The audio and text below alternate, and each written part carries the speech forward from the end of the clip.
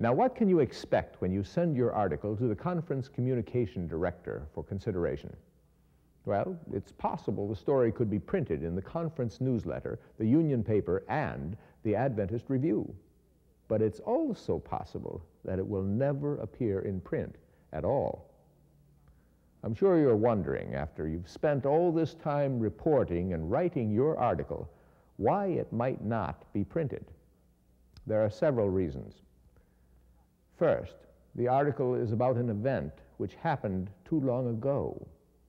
Or perhaps the story is too long for available space and arrives too close to the deadline for the editor to have time to shorten it. Third, the topic may be too common for the level of the publication. Your church may have had its first walkathon, but if scores of other churches in your union have had them, your union paper editor may not feel the story warrants publishing. The fourth reason your article might be excluded is if you didn't write it in the style for that publication and the editor doesn't have time to rewrite. Another reason might be that there are a large number of other stories for the current issue which the editor judges more important. A poor quality photo might disqualify a story for publication as well. We'll be going into great detail on this subject with another union paper editor in Lesson 6. Sometimes church communicators wonder why their stories haven't appeared in print when there has not yet been time for the issue to be printed. Production time for an issue of the union paper can be as long as a month or even longer for some feature stories. And that means that after you send an article to your conference communication director, it will still be some time before your article appears in print. It has to go through several hands before the union paper arrives in your mailbox.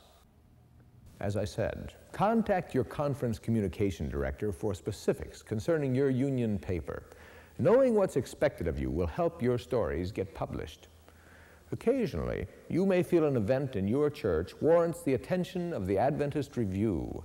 Sometimes the material you submit to your conference communication director for the conference newsletter or union paper may also be considered for the Adventist Review.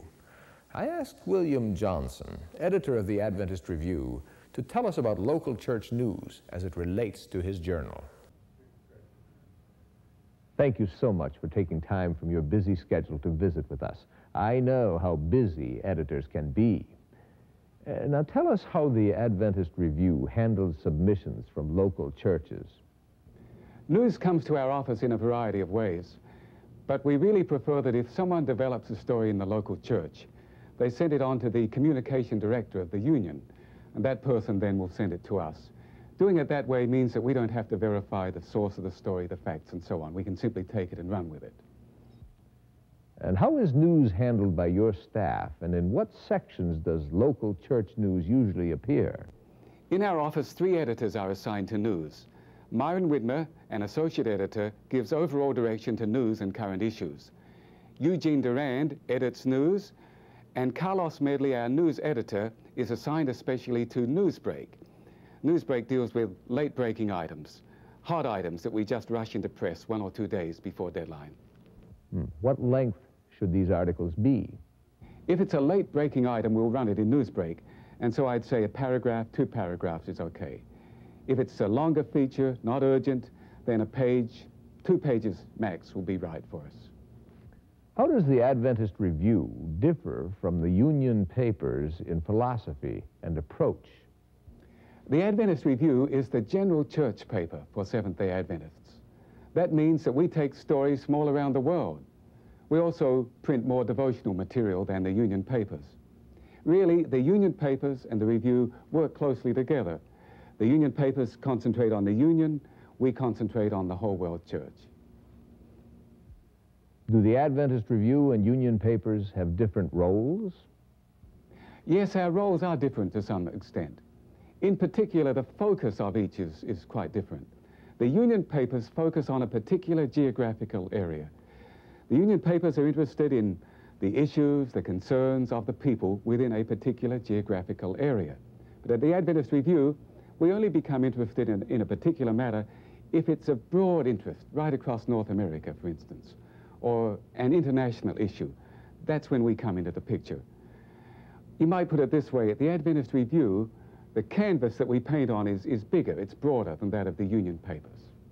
How can a local church communication leader know if an event in his church would be of interest to the Adventist Review? We're looking for stories, local stories, with a twist, with something different. A first. For instance, the first Hispanic church that has been dedicated or just started, new congregation, something like that. We really don't want stories that are sort of routine. Now, they're of interest in a particular union, such as a new church building, whatever, dedication of a school. But for a national coverage in the Adventist Review, we want something that is different, out of the ordinary, something new. That's what we're looking for. As editor of the Adventist Review, what are your priorities, your aspirations for the magazine? I want the review to be accurate. I want it to be fair. I want it to be current. I want it to be Christ-centered. I want the review to bring healing to the church, to bring us together, to help us all to prepare for the coming of our Jesus. Another journal which will accept submissions from communication leaders is Tell. You probably get this quarterly newsletter. It's a great source of information about the activities of your fellow communication leaders, published by the General Conference Communication Department.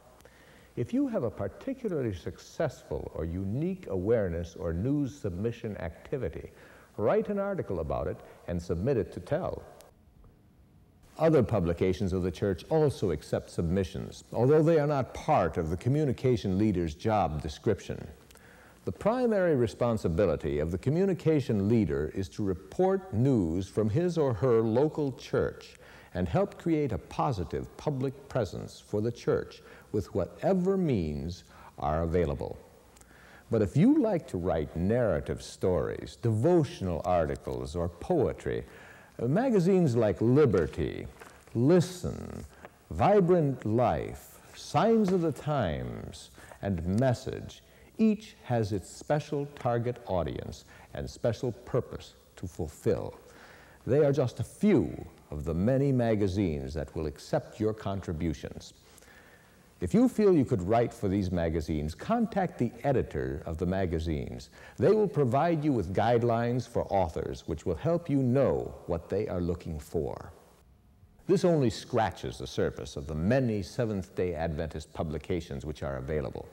But remember, news submissions to your conference communication director are your main responsibility when it comes to communication within the Seventh-day Adventist Church.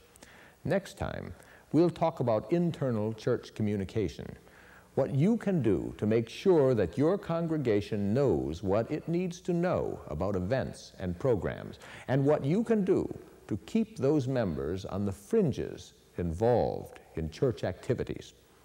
See you then.